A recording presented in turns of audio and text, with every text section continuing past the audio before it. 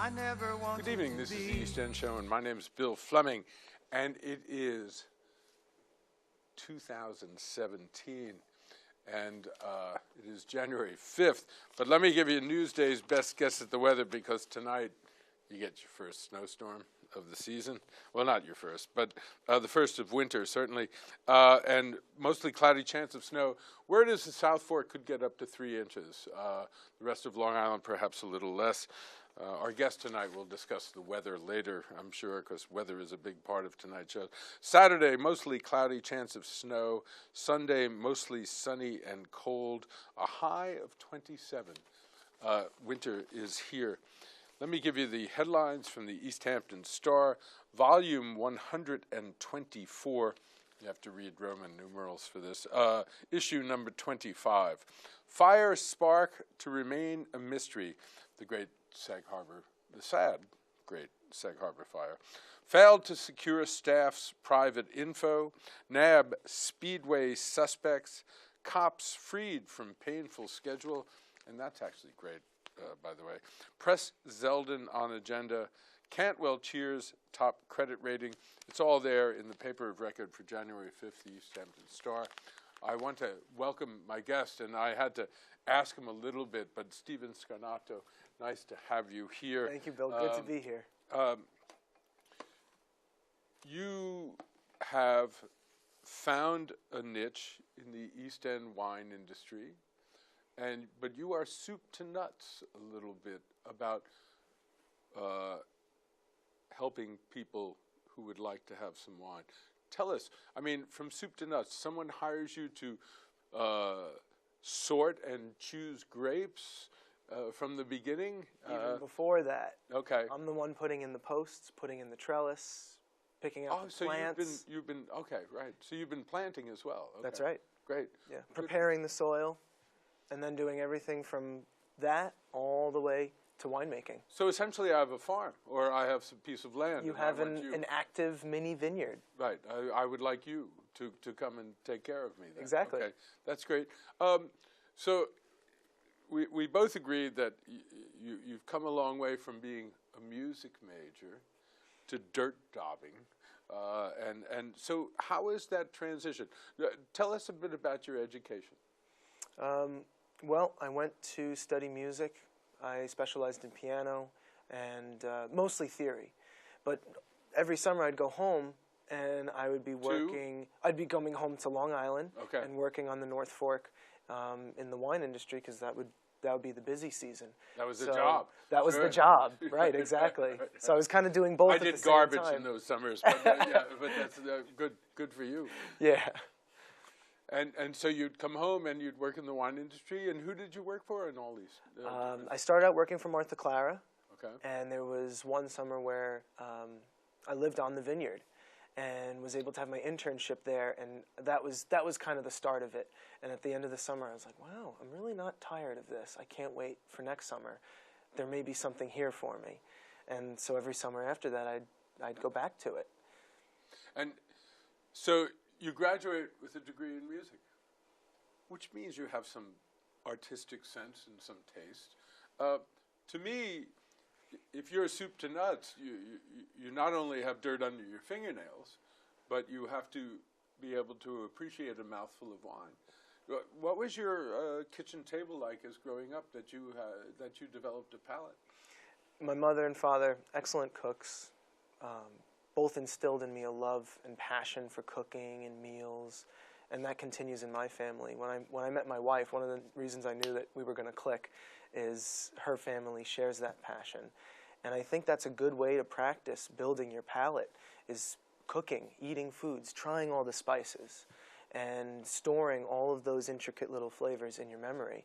All of those come rushing back when you have a glass of wine. So for you, where do you live now? We just moved into Jamesport. Oh, that's great. Yeah. Great. That's such a nice small community here. So those summers interested you in viticulture, and then what did you start reading? What did you start doing to say, you know, I'm not from the University of California, Davis. I'm from a school that taught me music. whenever I met anyone who pretended like they knew what they were doing in the field, I would always ask them, what are you reading? What are your students reading? What are you teaching? Go out and buy the textbook and read the textbook. And, it's interesting because sometimes when you do things academically in a black letter way, if you don't have the case study to make it apply, it's way too distant. So you were every day learning how to post a trellis to get the angle and the hold of the wires, right? And everything else, right? Right. And you did the work. I mean, do you have calluses? In a few months after some pruning, I will. Yeah. Right. So, how do people find you? Most of my business has been word of mouth. Which is the best. It is the best. Because you get the better people. It's true. It's true. My customers are the best. It's great working for them and with them and seeing their appreciation. Putting a vineyard in your backyard is almost like putting a pool in. I mean, once you put it in, you're going to want to leave it in there. And it's only going to improve with age. Maybe that's the big difference from a vineyard to a pool. But it's still that time quality that's there. You really have to commit to this. So if I went and advertised, people may be disappointed that, or they may not have realized, oh, this is kind of for life. So the people that really want it will find me. And that's why word of mouth works in my business scenario. Well, you always get the best people through word of mouth. It's true. And so talk to me. Do you have a minimum acreage that people need? Your decision is, I mean, what's the smallest winery you have? Or the smallest field for a winery, actually? I have one plot. It's in Nassau County where things are a little bit tighter. And we have 12 vines. You know, they have room for the 12 vines. They have a little space for the kids to play, swing set, and a little vegetable garden. So they have a little bit of everything back there. Years ago, I worked in Spain when I was a young man, and the 3-year-old in my family would have 2/3 water and 1/3 wine, and right. Just a little glass, and that was it. And I know, like, within the Italian culture, home wine making is there. Who are your customers? Do you find that it's a diverse group? Do you find that it's... Definitely. Some of the customers that I serve really don't even know that much about wine, but they can appreciate the aesthetics of the vineyard, and they can appreciate the timeless quality that wine possesses. I mean, wine is always on the table, and it's kind of a way for my customers to tell their family story, to show each year, in their basement, if it's not a cellar already. Right, sure. And so what was your first harvest? My first harvest. In this private business that you have. And in essence, Stephen's business is to go and give you a winery, but also take it and bottle it, age it, bottle it, and right. Then let you cellar it, right? Is exactly. that a fair statement? That's okay. it. Yeah. So when was your first... First harvest was for Scarnato Vineyards on the North Fork. It's located behind Cedar House on Sound, which is a bed and breakfast. So they have the aesthetics there of the vineyard, and we harvested, that was 2013, I believe. Great. Yeah, and they made a dessert wine out of it, and excellent. Everything came out really, really excellent. I've talked with Richard Olson Harvick, a fellow at Channing whose name escapes me, Roman Roth. Larry Perrine. No, the more manic. Christopher Tracy. Christopher Tracy, who's a wild man, wonderful wild man. Yes. But the idea of terroir, what will grow here, what applies here, how does that affect you here with people? Because I want Chardonnay. Right. Right. I want this, and so initially the Long Island wine industry said yes, and we want Chardonnay, but it is less and less Chardonnay. It is less and less Cab. It is more Merlot. They're finding what seems to work here better in a Bordeaux climate, in essence. Exactly. I mean, which is kind of an interesting, not a bad reference. No. Certainly. So are you finding, do you find some of your clients, they say, oh gosh, I'd really like to have some California style Chardonnay. You go, well, okay. Right. What makes it interesting is I have all these little spots all spread out. I have East Hampton, I have Greenport, I have Calverton, and the mesoclimates, the microclimates, even within each vineyard, are so specific, which makes timing even that much more important. Now, how it relates to varieties is I can grow most varieties in most locations. I know that's a really general term, but let's say you wanted Pinot Noir and you had it was a sunny location but with not a lot of air movement. We can do it, I can make it happen, but it's just going to require a little bit more work. And I think being able to recognize, walking into someone's backyard and recognizing what their future microclimate is going to be in that area is really one of the most important jobs. Planning is everything. So this is why we also discussed weather. I mean, there was a Bridgehampton vineyard years ago where Richard first did, but what they learned was they had bought some land that had so many low spots that it would freeze. Yeah. Everything would freeze and kill the vines. So it is art and it is science. Right. How have you picked up on the science? Is that from your own education? Yeah, as well. I had the opportunity through a fertilizer distribution company, Long Island Cauliflower Association, to consult for and really help out. They helped me, I helped them, kind of thing. Going to all of the commercial vineyards and really picking up a lot of knowledge from some really, really good vineyard managers. That's when I would ask people what they were reading as well. So a lot of the science came down from them. But at the same time, there's always a difference in opinion in how to operate. You have Chardonnay, and it grows in this type of situation. What do you do? When do you do it? There may be differences of opinion, and that's where the art comes in. The art comes in when you have to stand back and go, I have all this knowledge, I have all these opinions, and now I have to apply it. And with the end goal in mind, what type of wine am I making? That governs really everything that you do. And so that's where the art and science really meld. You're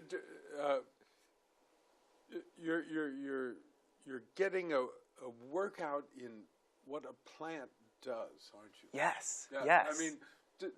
I mean, describe to me the same plant planted in one of those East Hampton versus Greenport versus Calverton. I mean, do you find distinct? So there is distinct. Definitely. Going on. And then even more than that is there's clones. There's hundreds of different types of Merlot even. And some are better suited for Bordeaux, and some can stand a hotter climate, such as those in South America. And then there's some that grow well on Long Island. And so it's whittling down all of those options for the best microclimate. When you consult with someone and then you decide, okay, this is what we want. Right. Where do you go get your grapes? Where do you get Grafted Grapevine Nursery. They're located, I believe it's Fredonia. It's upstate New York. They do an excellent job. They've been in the business for a long time. And a big problem now is getting... But it's got to be an indoor. Is it an indoor place or is it all outdoors? In Fredonia, way up north. No, they plant all of the cuttings outside, and then they'll store them. I'm not sure how they store them. Okay. But they do all of the grafting and everything themselves. So that's great. You can find, and so I think people are sometimes deceived when they see old vines. It doesn't mean it's an old vine. It's from an old vine, perhaps. Right. And that's the interesting thing about.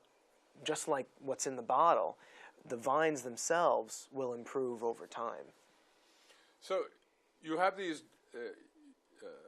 diversity of places, and have you found that you would prefer your customer, and of course you can't do that to your customers. Right. They'll say, "Are you guys have to me?" move. Well, I always remember someone said, well, when you told them the truth about the situation, they said, who are you working for? Right. And I was like, well, if telling you the truth makes you doubt who I'm working for, then perhaps I should move on or you should move on. But when you tell them, like here, because, in Wainscott or here where we are, south of the highway, you have 2 feet of loam. Right. But that's not necessarily a great wine or a great grape growing culture. Right. But Burgundy isn't 2 feet of loam, or No. there's limestone and It's things mostly like that. sand and limestone, So right? is the first thing you do when you arrive do a test bore? Yes, I always do a soil sample. That's the first thing that I do. And then from there, so with all vines, you have the top portion, which is what we get the fruit from: Merlot, Chardonnay, Pinot, etc. And then you have what it's grafted onto. Now, what it's grafted onto, there's hundreds of options for that too. And that root stock, as it's called, you have choices. There's some that are better suited to lime soils, and there's some that are better suited to wet conditions. And so based on that soil analysis, I know, okay, I really need to get Riparia, which is a type of rootstock, and it will do better in this site. Okay. And Fredonia, you can tell them. Right. And they will, if they don't have it, they'll figure They'll out be how able to graft it for you, yeah. So, so I guess I never understood grafting so well because I didn't realize, I always thought of it more as the top rather than the bottom. Right. The bottom below is the just ground, as important. Equally so, isn't it? That's It's its really foundation. amazing. When you, what do you call your company? Long Island Vine Care. Long Island Vine Care. But you'll tell them, and you can hire out a place to make your wines, I would gather, right? They could. There's always some availability, or you don't make your wines in your own. You do. I make my wines for my customers, yes. No, but I'm just saying, when you make your wines for your customers, do you rent space somewhere to do it, or do you have your own? I have some space in Jamesport that we make the wine. Oh, great! Yeah. Oh, wow, you've really expanded this. I didn't understand. Forgive me. That. So, who would you say is a good mentor? And I find that if you ask a fisherman how he's doing, he never quite says he's doing very well.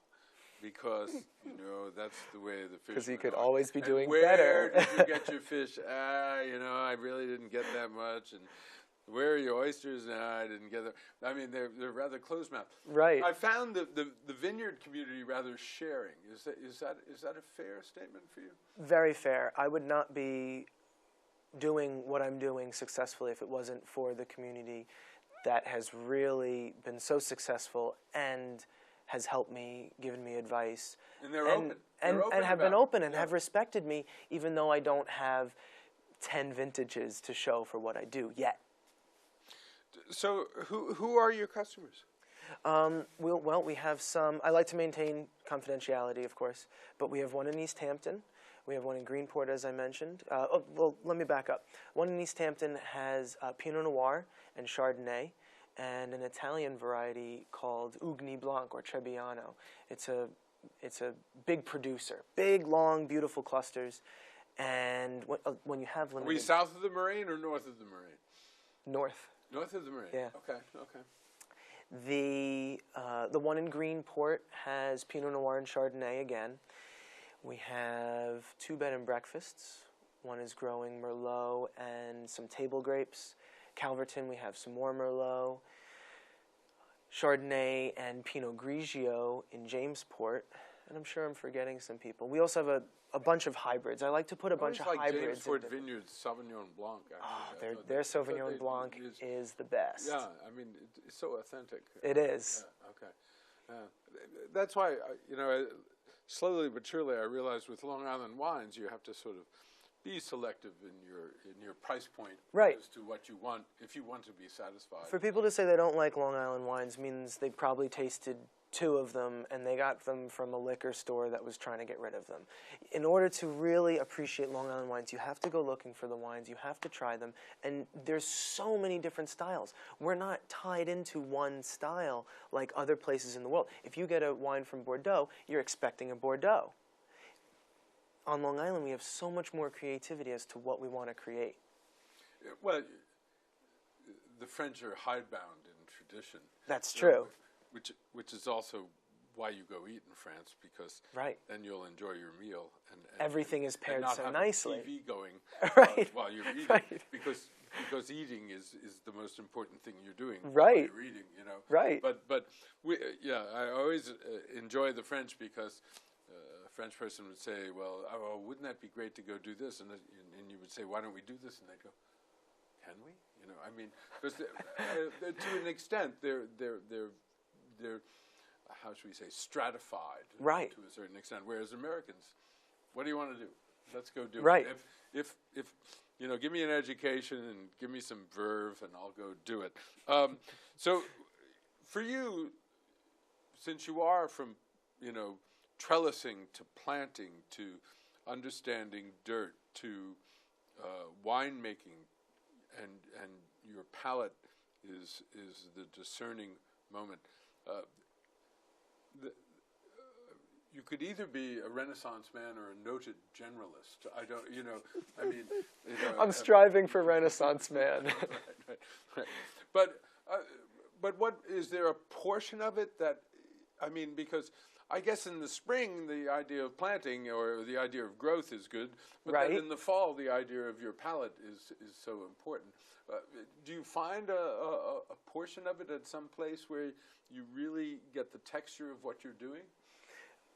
You ask any winemaker, any good vineyard manager, any honest winemaker, and they'll say that 85% of what's in the glass, what's in the bottle, is made in the vineyard. So winemaking seems like the more complex part of what I do, but if I do a good job producing the grapes, protecting the quality, protecting the integrity of the grapes, then the wine almost makes itself. And even with the wine, it's all about timing. When do you take it off the sediment on the bottom? When do you end fermentation? Is it a long fermentation or a short fermentation? These kind of things, when you're deciding what style to make, you're almost limited. So you have to go, I mean, are you the vineyard manager? I guess yes. you are. Yes. So you have to go decide, we need a little more sun. We have right. too many grape clusters. Yes, and we have to drop fruit. Or we don't have enough and I need to prune differently next winter. I need to make all these notes to myself, do this differently, try this on 2 rows, and try something different on another 2 rows until we really fine-tune it and hone it. Then overlaid on top of all of that is the factor of weather. Well, you know, Roman Roth has been here for over 20 years. We haven't right. had a hurricane. And so we will not allow him to leave the East End. Sandy was simply a superstorm. Right. It wasn't a hurricane. Right. Irene was not a hurricane out here. So right. we've been very fortunate, and we are going to put an anchor into Roman Roth. That's definitely a good idea.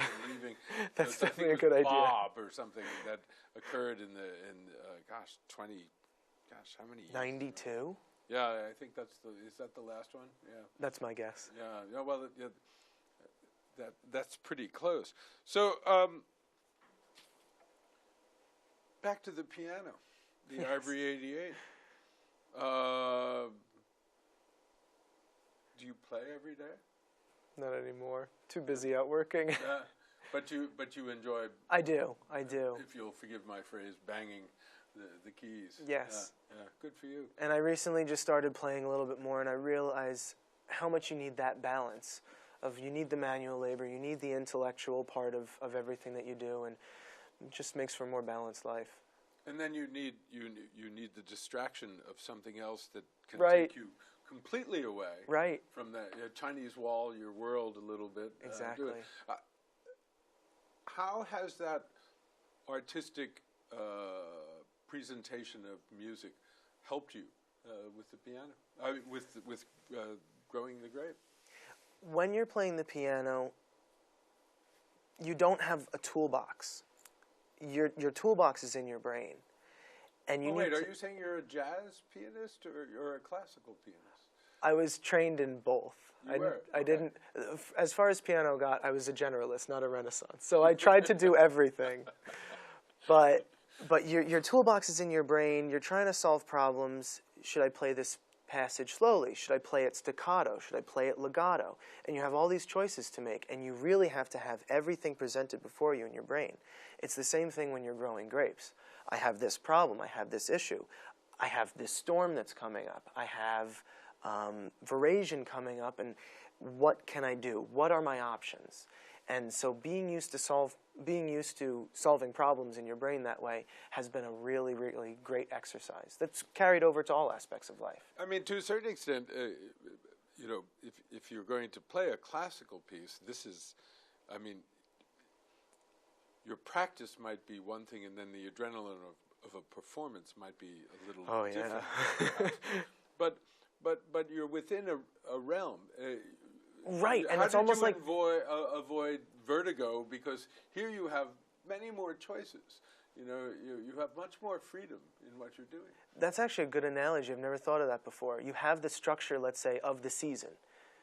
You have the structure of a classical piece. I know I'm going to get to this point in the classical piece. I know I'm going to get to this point in the season. What am I going to do when I get there? Will I be ready? How will my timing be? How will I have set myself up in the previous measures? How will I have set myself up in the previous months? There's a nice correlation there. I was always reminded of my French friend, and we discussed cooking and Right. how are you a great cook? Great ingredients and preparation. That's it. And without That's preparation, the ingredients don't matter, and Right. without ingredients, the preparation Preparation's- is diminished. It's certainly diminished. Exactly. What is your most? I mean, you've decided on a career, haven't you? I have. I'm stuck in it now. That's scary. Growing a small business has been one of the most difficult things that I've Right. done so far. Well, it's not simply the artistic side, of which you have. You also have the business side. You also have Right. to send people a bill at a propitious time. Exactly. I mean, the lawyer's creed is always send them a bill when there's a tear in their eye, because you know when they're worried and apprehensive, they're willing to pay you. But after you win the victory that they had hoped for, they say, "See, it was easy. Right. It didn't really Right. matter. It didn't really matter." Right. So I mean, you know, monthly statements are necessary, I guess, to a certain It's extent, true. because you have to run a business. Yes. How is the business side daunted you? Having good customers has made it very easy in that they live at their house, they see how often I'm there, and they see how much I'm working. The tough part of the business is when I go to someone's house and they don't know much about viticulture, and I say it's going to cost X amount, and they go, "Oh my gosh, I'm paying that much for my landscaping," and I go, "I'm doing a lot more work than your landscaping." Right. Not to diminish landscaping, this ain't but just there's a pruning. lot of work that goes into it, and people that can appreciate that, I have a great time doing business for. Well, Stephen Scarnato, that's the last Thank word. you so much, Bill. Such a pleasure to have you. Next week, The Adolescence of Summer, the original four, Jeff Miller, Alex Walter, Hugh King, and Claude Boudère, and we'll discuss the season. Thank you all for joining us. Please support our underwriters, and thank you, the members of LTV, for letting us bring you this show. Good night, everyone.